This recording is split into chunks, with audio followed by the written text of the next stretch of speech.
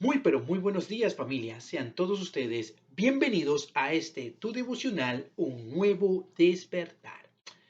Te invito a que vayamos a la palabra de Dios en Hechos 9 y que leamos los versículos del 3 al 6 que dice: Mas yendo por el camino aconteció que al llegar cerca de Damasco repentinamente le rodeó un resplandor de luz en el cielo, y cayendo en tierra oyó una voz que le decía: Saulo, Saulo, ¿por qué me persigues? Él dijo: ¿Quién eres, Señor? Y le dijo: Yo soy Jesús a quien tú persigues. Dura cosa te es dar coces contra el aguijón. Él, temblando y temeroso, dijo: Señor, ¿qué quieres que yo haga? Y el Señor le dijo: Levántate y entra en la ciudad y se te dirá lo que debes de hacer. La conversión de Pablo es conocida por todo el cristianismo, de cómo un hombre que era en un principio perseguidor de la iglesia vino a ser uno de los más grandes e importantes predicadores para el cristianismo, y este es Saulo de Tarso. Durante la primera aparición en el texto bíblico es difícil pensar que un hombre como él pudo convertirse al Señor y venir a ser parte de aquello que él perseguía con gran ímpetu. Pero luego el texto bíblico nos deja ver que para Dios no hay nada imposible. De la misma manera, Dios puede transformar la realidad de cada persona. Esto es, si se atreven a tener ese encuentro personal con el Señor. La transformación que recibe Pablo es de una forma rápida y vemos cómo Dios obra de una manera sobrenatural y especial, convirtiéndolo en un predicador del mensaje de Cristo que nos sorprende hasta en estos días. Pablo nació en Tarso, en una ciudad a orillas del mar Mediterráneo. En el tiempo en que vivió en ese lugar era parte del Imperio Romano, capital de la provincia de Cilicia. Pablo como tal era judío, pero al mismo tiempo ciudadano romano. Tarso era considerada un centro de cultura y filosofía.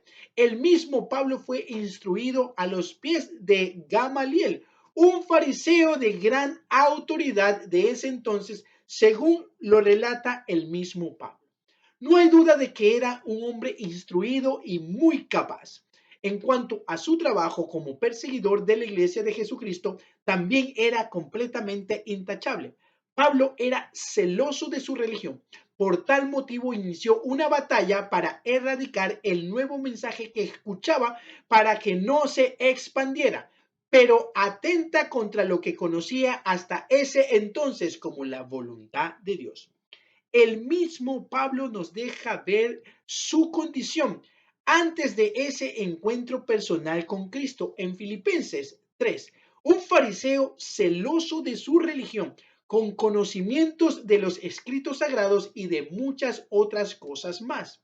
El capítulo 7 del libro de los Hechos nos relata un pasaje emotivo en la vida de los primeros cristianos, de cómo Esteban se defiende en su arresto y posteriormente es apedreado, pero antes de morir, ve la gloria de Dios y al Señor Jesús a la diestra del Padre.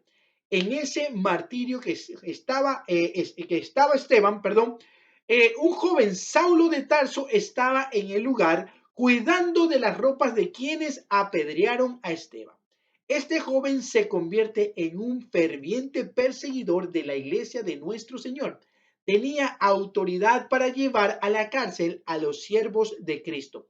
Él, entrando en las casas, arrestaba a hombres y mujeres y se los llevaba a la cárcel. Pero aún estando en el camino, respirando amenazas de muerte contra los cristianos, se le aparece nuestro Señor en una luz resplandeciente y lo termina dejando ciego. Pero los que iban con él no pueden ver esta luz, pero sí escuchar las palabras que le habla nuestro Señor. Pablo, al ver la luz, cayó a tierra y escucha esta voz que le dice: Saulo, Saulo, ¿por qué me persigues? Pablo pregunta quién es y la voz le responde: soy yo, Jesús. La pregunta que hace a continuación Pablo nos deja ver que él reconoce cómo está, ¿no?, delante de alguien poderoso y cómo le termina respetando. Pablo pregunta a Jesús qué quiere que él haga y Jesús, termina dándole instrucciones y él termina obedeciendo.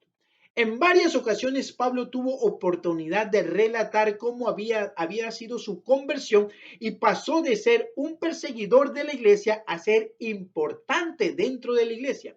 Dios lo deja sin vista hasta 3 días después, cuando el Señor le envía a Ananías, quien al principio se rehúsa al saber de a quién tenía que sanar, que era Pablo. Pero Ananías termina obedeciendo a Dios y va, y por medio de él recobra Pablo su vista. Después de este encuentro, Pablo se quedó en Damasco algunos días con los discípulos, pero luego de esto empezó a predicar el mensaje de Jesús y de ese encuentro personal que tuvo con él.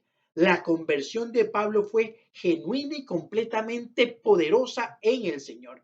Esa especial mención en la vida de Pablo, ¿no? Estos viajes que él comienza a realizar, los viajes misioneros, predicando a Cristo y fundando iglesias dentro de sus viajes. Se conocen 3 de sus viajes donde recorrió miles de kilómetros, ¿no? Predicando el evangelio. Después del primer viaje misionero, él fue acompañado por Bernabé y Marcos, aunque este último se regresó y no terminó este viaje con ellos, recibiendo el llamado del Espíritu Santo para realizar este primer viaje misionero. Pablo y Bernabé, ¿no? Según lo podemos leer en Hechos 13. Entre Hechos 13 y 14 nos relatan los lugares que visitaron, ¿no? Y fueron los más importantes dentro de sus recorridos. También nos relata cómo fueron apedreados y cómo querían, ¿no?, ofrecer sacrificios en algún lugar por causa de algún milagro que habían hecho. Seguramente fueron muchas las aventuras de este apóstol que tuvo durante su recorrido, pero gracias a la obra de Dios salieron ilesos de todos aquellos viajes. Pablo invita a Bernabé para hacer su segundo viaje misionero para visitar a los hermanos que habían iniciado su camino en el Señor por medio de la predicación que ellos habían dejado en el primer viaje. Pero como Bernabé quería que los acompañara Marco, quien los había dejado en medio del camino en su primer viaje, por eso Pablo no fue acompañado por Bernabé. No poniéndose de acuerdo, ellos toman caminos diferentes, ¿no? Bernabé termina yéndose con Marcos y Pablo escogió a Silas, iniciando así su segundo viaje misionero. En el camino también se le une a un discípulo llamado Timoteo y los acompaña el resto del viaje. Nuevamente, en este segundo viaje le suceden cosas muy interesantes, como cuando fueron encarcelados, el alboroto en Tesalónica. En este segundo viaje, Pablo decide que irá a predicar de ahora en adelante solo a los gentiles, donde tiene grandes logros a través de la predicación del evangelio. Pablo inicia un tercer viaje misionero empezando por las regiones de Galacia y Frigia. Luego termina en Éfeso. Se cree que en Éfeso estuvo alrededor de 2 o 3 años, donde terminó escribiendo algunos de sus escritos. Al terminar Pablo su tercer viaje misionero en Jerusalén, fue encarcelado y posteriormente llevado a juicio a Roma, aunque para esto pasaron algunos años y varias vicisitudes como un naufragio. Pero dentro de todo esto, la mano de Dios estaba con el apóstol, pues era necesario que siguiera su labor evangelística. En el Nuevo Testamento, ¿no?, podemos ver que contiene 13, y si consideramos el libro de los Hebreos serían 14 los escritos de Pablo a la iglesia. Estos escritos forman parte del canon bíblico y comprenden los escritos que el apóstol hizo a las iglesias que él había fundado, también a sus siervos que conoció dentro de su predicación del evangelio, y cartas personales con gran contenido de piedad sobre los cristianos. No hay duda que su obra fue prosperada en gran manera por Dios donde quiera que él iba. En uno de sus viajes donde sufre un naufragio, termina mordido por una serpiente y la gente esperara que cayera muerto.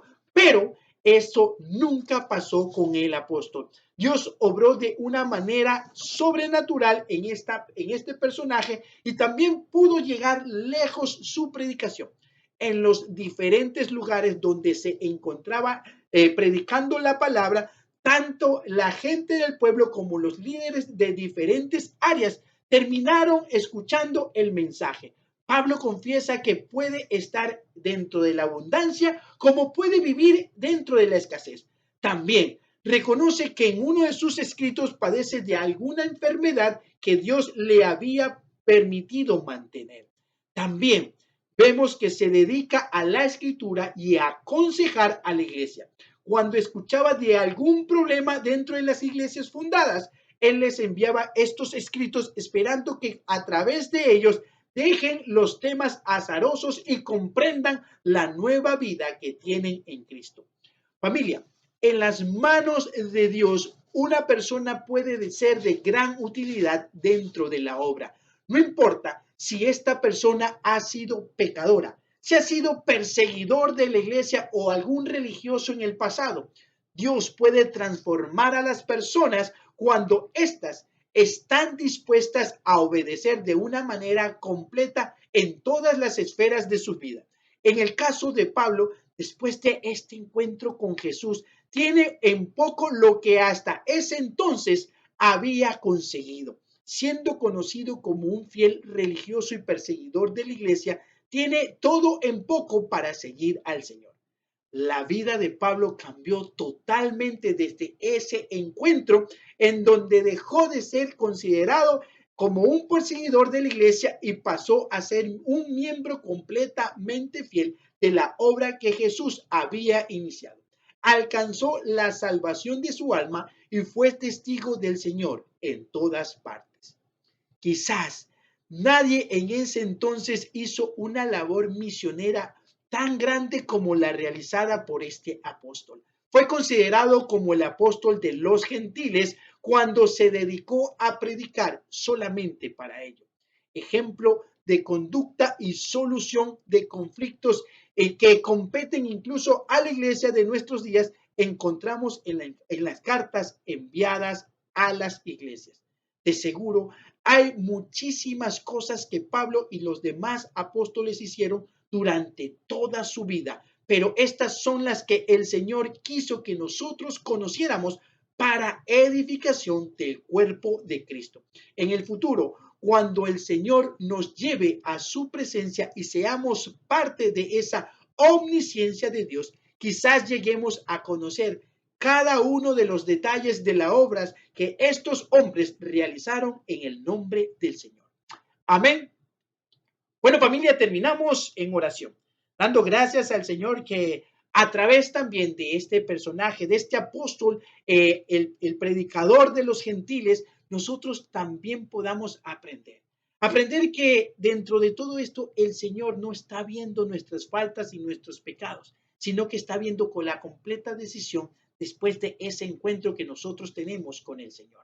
De ver verdaderamente cómo este hombre, de haber sido un perseguidor, un asesino de personas por causa de lo que él creía que era lo que debía de predicarse o lo que debía de mantenerse a nivel de esa religiosidad que vivían los fariseos, termina después de un encuentro. Un solo encuentro le bastó con el Señor para él terminando de cambiar su mentalidad y servirle radicalmente al Señor. Que podamos ver que a través de este personaje también podamos nosotros sacar lo mejor y ser un Pablo de estos tiempos y salir y predicar el mensaje, no importando el pasado que nosotros carguemos o tengamos. El Señor perdona cada una de nuestras faltas cuando verdaderamente nosotros nos disponemos a recibir ese perdón y que verdaderamente decidimos obedecerle completamente a Él.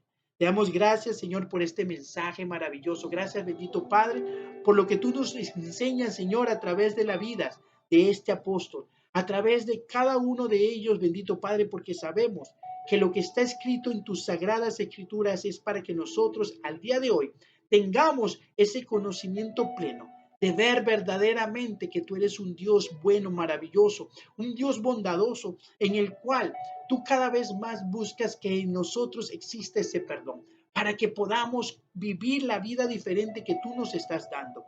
Te damos gracias, Dios, por este tiempo, que seas tú en medio de nosotros en este nuevo año, Señor. Un año en el cual declaramos que va a ser de predicación y de bendición, Señor, para la iglesia, para cada una de las iglesias en la cual tú vas a seguir trayendo a personas a la iglesia donde tú estás presente, bendito Padre, para que siga adelante el mensaje maravilloso de la salvación. Quedamos agradecidos en el precioso nombre de Jesucristo y que la bendición del Padre, del Hijo y del Espíritu Santo recaiga hoy y siempre sobre tu vida. Amén. Un abrazo, familia. Dios te bendiga.